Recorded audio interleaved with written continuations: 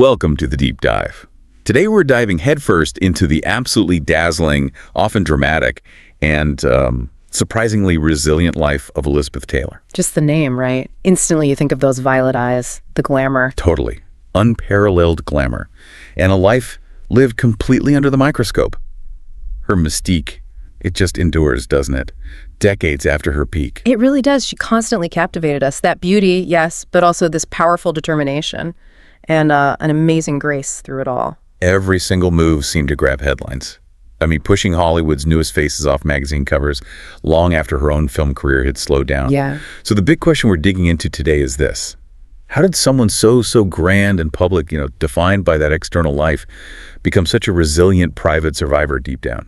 Well, that's exactly our mission here. We're aiming to peel back those layers, the headlines, the public image, and really uncover the human story. We've gathered quite a stack of sources, really diverse stuff that paints, we hope, a pretty complete picture. From her childhood onwards. Absolutely. From that dramatic childhood through the legendary career, right into her incredibly impactful activism later on, because really it wasn't just the eyes, Right. It was her heart. Many said that was her best feature. To really get the woman behind the headlines, we have to go right back to the beginning. London, 1932. February 27th, to be exact.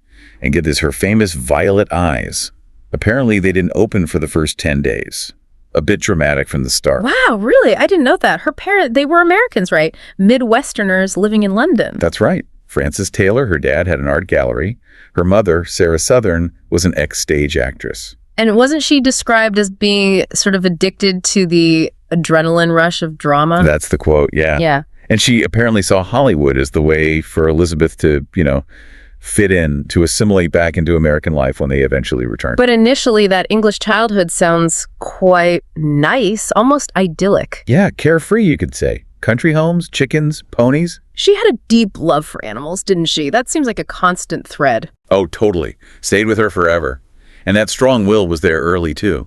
Riding bareback. And didn't she fall off into stinging nettles once? Yes.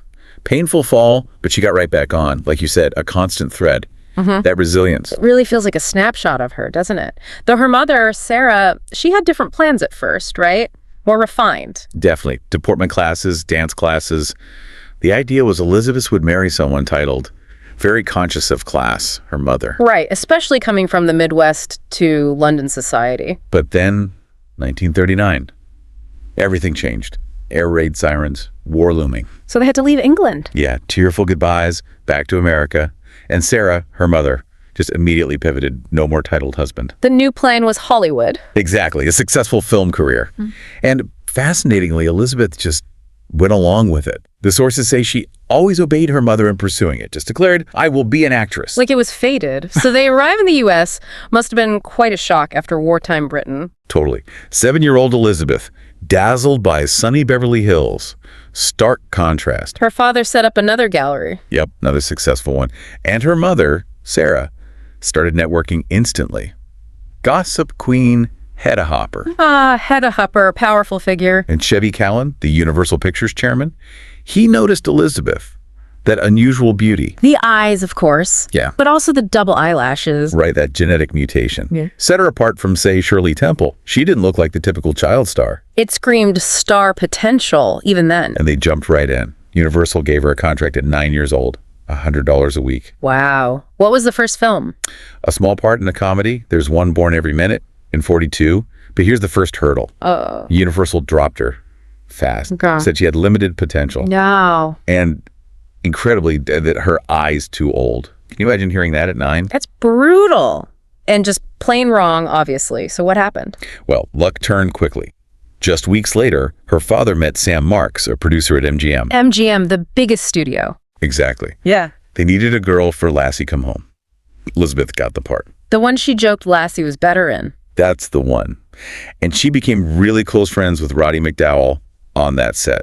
Like a brother, she said. That's sweet. So MGM saw something Universal didn't. Oh, big time. Lou B. Mayer, the head of MGM, saw her potential immediately. Signed her to a 7-year contract. She was only 11. 7 years. So MGM became her whole life then? Pretty much. Her school, her job, her social life with other kids. Though she often brought pets to the set. Dogs, squirrels. Squirrels, okay. That's Elizabeth Taylor. It really was her entire world. And then came the big one, National Velvet, 1944. Her first starring role, right? She must have been thrilled. She called it the most exciting film of her career. She loved horses, so she really connected with Velvet Brown, the character. The girl who disguises herself as a jockey. Yep, to win the Grand National. And she fought for that role. MGM thought she was too young at first. So they waited. They delayed filming for months so she could grow taller. That's determination for a 12-year-old. Incredible. And there's some amazing stories from that set too, aren't there? Oh, yeah. Like the horse, the total renegade, she tamed. They gave it to her because no one else could handle him. Wow. And she got injured during filming. A bad fall, a spinal injury. But she just tried to push through it, ignore the pain. And her mother was there guiding her. Always. Using hand signals off camera, really pushing that obsessive drive Elizabeth had to please her mother. That film just made her explode, didn't it? A huge star. A blockbuster star, yeah. America fell in love. Little girls were inspired by that grown-up command of life she seemed to have. So after Velvet, MGM must have gone into overdrive. Totally. Aggressively grooming her. Tripled her salary to $300 a week. Quite a raise. Non-stop photo shoots, interviews. She even co-wrote a book about her pet chipmunk, Nibbles. She was 13. A chipmunk named Nibbles. That's adorable, but it sounds intense. All that attention. It was. She called it living in an oppressive fishbowl. Constant chaperones, scrutiny. She felt alone and lost, like she had no real growing up. Really isolating. You can see why she might rebel later. And she did, even early on. That famous showdown with Louis B. Mayer. Oh, right, when he yelled at her mother. Yes. And Elizabeth, just a teenager, stood up to him. Threatened to quit unless he apologized. Said she'd rather go to school, go to proms. Gutsy. And what did she learn from that? She realized why she didn't get fired. Her intrinsic monetary value, as she put it. She was worth too much to them. Wow. That's a cynical lesson for a kid, but probably true. A key moment, understanding her leverage. Absolutely. It must have shaped everything, how she dealt with studios, maybe even relationships later on, that sense of her own commodity value. Yeah, that makes sense. And as she got older, her roles started changing too, right? Becoming more mature. Definitely. Films like Life with Father, Little Women, and then especially A Place in the Sun in 1951. That was a big one for her acting, wasn't it? She said it was the first time she was really asked to act instead of simply being herself. A huge shift from just being the beautiful child star. Right, moving beyond just the looks. And she was blossoming into this, well, full-blown woman, as they say. Exactly. The figure, the makeup, the jewelry starting to appear. MGM saw that sexy new image and ran with it. Teen romances galore. But underneath all that studio control, she was craving something else. Independence. Yeah, independence and a family. She started seeing marriage as the escape route. From the studio, from her parents. Both. And growing up in that extremely moral family, love and marriage were basically the same thing to her. So marriage meant freedom. Interesting. So it wasn't just romance, it was about getting out. Which leads us to husband number one at just 18. Conrad and Nicky Hilton Jr. The Hilton heir. That wedding was huge news, right? MGM made a big deal of it. It was a massive publicity stunt, like a movie premiere. Yeah. But the reality, very different. Yeah. That didn't end well at all. He was abusive, an alcoholic. Led to a miscarriage for Elizabeth. They divorced after only 8 months. Mental cruelty, the paper said. And that reflected badly on her, the first public scandal. Exactly. This image started forming the failed wife. A really tough start to navigating fame and relationships. So after that disaster, she sought something different for marriage number 2. Completely different. Michael Wilding, a British actor, 20 years older than her. Why him? She said she wanted calm and quiet and security of friendship. A stark contrast to Hilton. And they had children. 2 sons, Michael Howard and Christopher Edward. But the age gap, his career was stalling. It didn't last. More scandal in the gossip columns. Yep, separated amidst all that noise. Yeah. The search for calm wasn't working out. And then came husband number 3, Mike Todd. Ah, Mike Todd. A different beast altogether. Dynamic producer. Larger than life. He understood the business, right? And he was wealthy. Very. And he showered her with gifts. Paintings, furs, incredible diamonds. He made her feel like a queen. They had a fiery relationship, though, didn't they? Artful, combustible fights. That's how it was described. Often ending in reconciliation. He really saw her, treated her like a superstar. But then tragedy struck. Hard. Just devastating. His plane crashed in March 1958, killed him instantly. Elizabeth was completely shattered. Utterly heartbroken. And that grief led to, well, another huge scandal. The affair with Eddie Fisher, Mike Todd's close friend. Who was married to Debbie Reynolds, America's sweethearts. Exactly. The timing, the betrayal. The press had a field day. Elizabeth was branded the homewrecker. Vicious, and MGM used that. You bet. Capitalized on the notoriety. That provocative poster for Cat on a Hot Tin Roof, her in a slip. The film was a hit. Critically acclaimed even, despite all her personal chaos. Turning scandal into ticket sales, and that just set the stage for the biggest drama of all. Liz and Dick. The main event. It started on the set of Cleopatra, right? 1963. The film where she got paid $1 million. Yeah. Unheard of then. A first for any star. And the affair with Richard Burton, it just exploded. The media frenzy was insane. Paparazzi, like a cloud of locusts. And it wasn't just the tabloids. The Vatican condemned them. Erotic vagrancy. Calls in the U.S. Congress to ban her from returning to the country. Can you imagine that today? It's unbelievable. A global scandal. This was celebrity obsession reaching a whole new level. And the funny thing is, Burton apparently didn't even like her at first. Called her big tits. Really? But then he saw her on film. Yeah, he realized she had this unique cinema actress quality. Pure magnetism. And their relationship itself was explosive, like a bomb or Hiroshima, people said. They made 11 films together, often playing versions of themselves, right? Like in the VIPS. Life imitating art, imitating life, a total blur. But then came a film that really showcased her talent, separate from the scandal. Who's Afraid of Virginia Woolf, 1966, a landmark for her. Absolutely. She gained weight, used makeup to look older, playing the 50-year-old Martha. Such a torrid, stinging portrayal. And the director, Mike Nichols, encouraged them to use their real fights. He did. Said it helped them get out a lot of their hostilities on screen, channeling the chaos. And it worked. She won her second Oscar for Best Actress, got the best reviews of her career, proved she was more than just a beautiful face or a tabloid figure. But even with that artistic triumph, their lifestyle, it was just so over the top. The jets, the jewels, the massive fees. But also a lot of cheesy movies, as some call them. They got trapped in that spiral of notoriety. More famous for being famous than for the films sometimes. Exactly. And the drinking. It became a huge problem. Intolerable, vicious. And he introduced her to heavy drinking, didn't he? Leading to health problems for both. Yeah, it sounds like the fame and the lifestyle just fed this destructive cycle.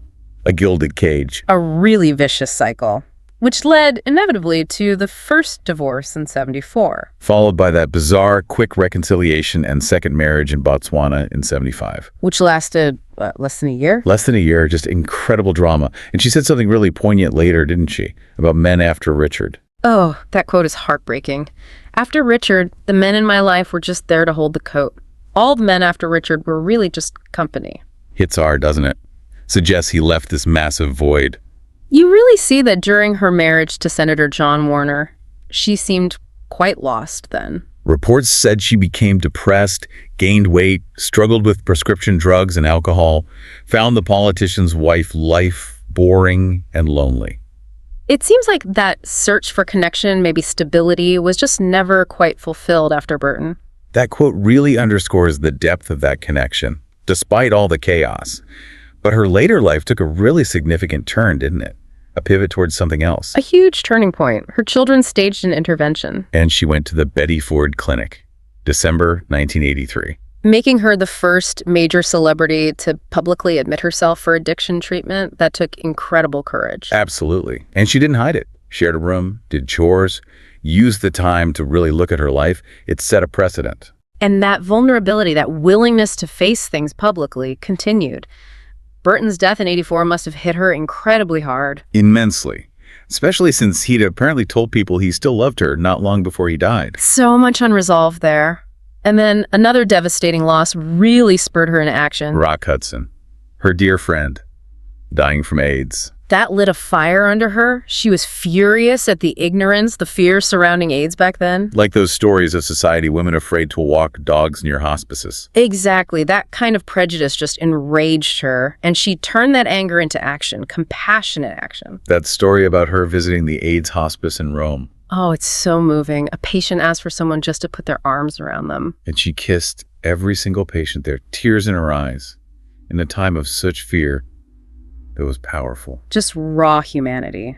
And she didn't just offer comfort, she fought fearlessly. Co-founding AMFAR in '87, the American Foundation for AIDS Research. And then her own foundation, ETF, the Elizabeth Taylor AIDS Foundation, in '91. And she paid the overheads herself. That's commitment. She raised, over $270 million. Incredible sum. And she used that fame, the thing she sometimes resented, as her tool, her commodity for good. Testifying before Congress for the Ryan White Care Act. A crucial piece of legislation. And getting President Reagan to finally acknowledge AIDS publicly in '87. That was huge. She really leveraged her star power in a way few had before for such a vital cause. And that spirit continues. You mean now, in fun ways too. Yeah. Like that cocktail. The Elizabeth Taylor chocolate martini. Yeah, based on one she and Rock Hudson supposedly concocted on the set of Giant. After long shooting days, right? Exactly. And now $1 from each one sold at places like the Abbey, her favorite pub, apparently. Which is such a cornerstone of LGBTQ plus culture. Right. That dollar goes to ETAF. It keeps her spirit and her friendship with Rock alive while helping the cause. Beautiful tie-in. Her legacy is just so multifaceted, isn't it? Beyond the films, beyond the activism. Oh, completely. Those fragrance brands, Passion, White Diamonds. Earned her more than her entire acting career, didn't they? And basically launched the whole celebrity perfume craze. She was a seriously shrewd businesswoman, too. And then there are other aspects people forget. Like her conversion to Judaism in 1959. Her very active support for Zionist causes. Buying Israeli bonds, which got her films banned in Arab countries. She didn't shy away from controversy. And offering herself as a hostage during the Entebbe skyjacking. That's just, wow, real conviction. She really lived by her beliefs, and her position on Hollywood history is fascinating, too. One of the last great stars of that classic studio era. But also one of the first truly modern celebrities. Famous for being famous, almost inventing the template. Yeah. And critics sometimes overlooked her acting because of the fame. But she has serious credentials. 5 films in the National Film Registry. Ranked 7th greatest female screen legend by the AFI. That's significant. And people debate her legacy now. Was she a pre-feminist, an accidental feminist? Her roles certainly challenged gender norms sometimes. Definitely. And of course, her status as a beloved gay icon is undeniable, for fighting that fear and prejudice around AIDS when few others with her platform would. Her relevance just keeps going. Rachel Weisz, Kim Kardashian playing her, Taylor Swift naming a song after her. It's amazing. And despite all the health struggles, the addictions, the tragedies, she emerged as this ultimate survivor. Still managing to shine, as she put it. Enjoying life, having fun, living every day, and incredible resilience. So wrapping up this deep dive, we see this incredibly rich, complex life. Raw talent, huge struggles, those famous relationships. And that powerful shift into becoming this dedicated humanitarian. She really contained multitudes, didn't she? Both the extremes of Hollywood and this profound depth of compassion. So considering how much of her life was lived out loud, basically defining modern celebrity for us, what does Elizabeth Taylor's journey teach you about living authentically, maybe finding purpose when things are chaotic, and how you define a legacy that goes way beyond the spotlight? What really stands out to you from her incredible story?